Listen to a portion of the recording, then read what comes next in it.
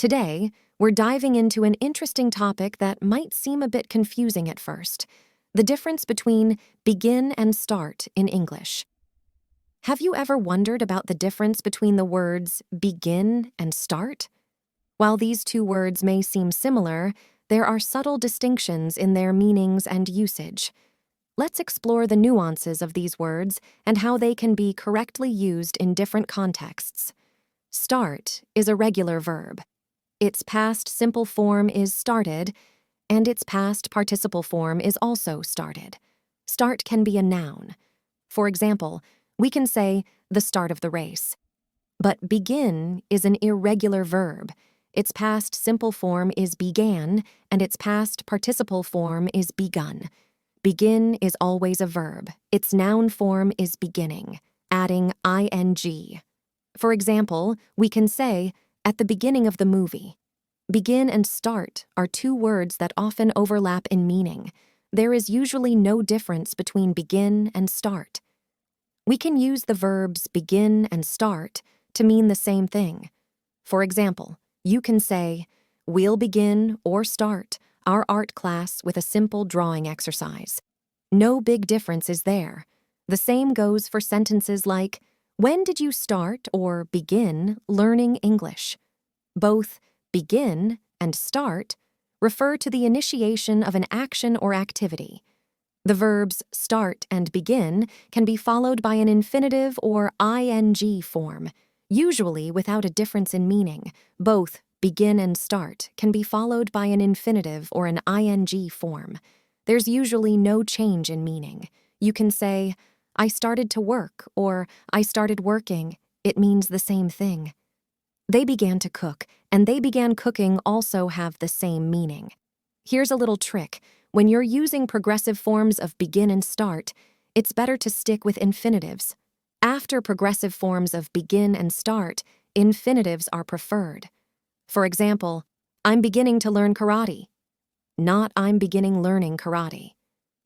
The same rule applies when you're dealing with stative verbs like understand, realize, and know. Infinitives are also preferred with stative verbs like understand, realize, and know. For example, I slowly began to understand how she felt, not began understanding. Another example, he started to realize that if you wanted to eat, you had to work, not started realizing. Now we will talk about the difference between begin and start. Begin is more formal than start. Compare, the meeting will officially begin at 9 a.m. This sentence has a formal style, an example of an informal style using start. Hey, let's start our movie night with your favorite film. Another difference between begin and start is that begin is often associated with a specific point in time or a particular event. For example, you might say, I will begin my presentation at 2 p.m. In this case, begin implies a clear starting point that is scheduled or predetermined. On the other hand, start is a more general term that can be used to indicate the initiation of any action or process, regardless of the specific timing. For instance, you could say, let's start working on our group project. Here, start is used to convey the beginning of a task without emphasizing a specific moment or event. Let's discuss another difference between begin and start.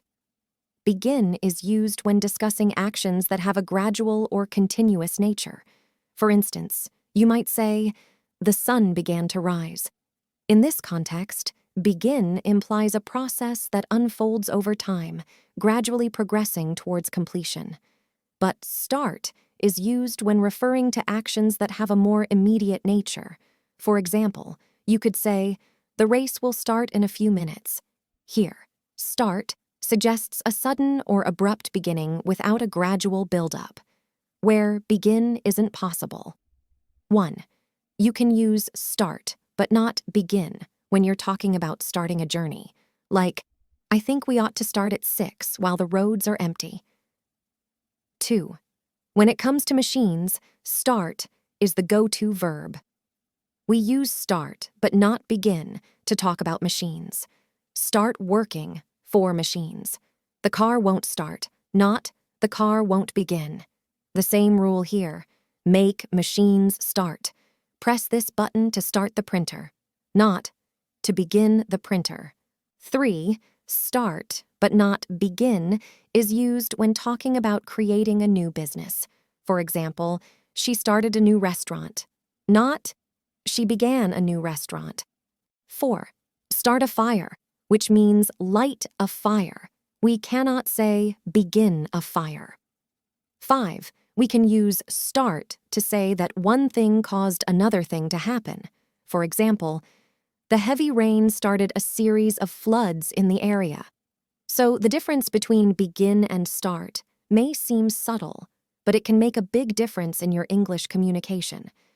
Just remember, you can use them interchangeably in most cases, but there are some exceptions, especially when talking about journeys, machines, or new businesses.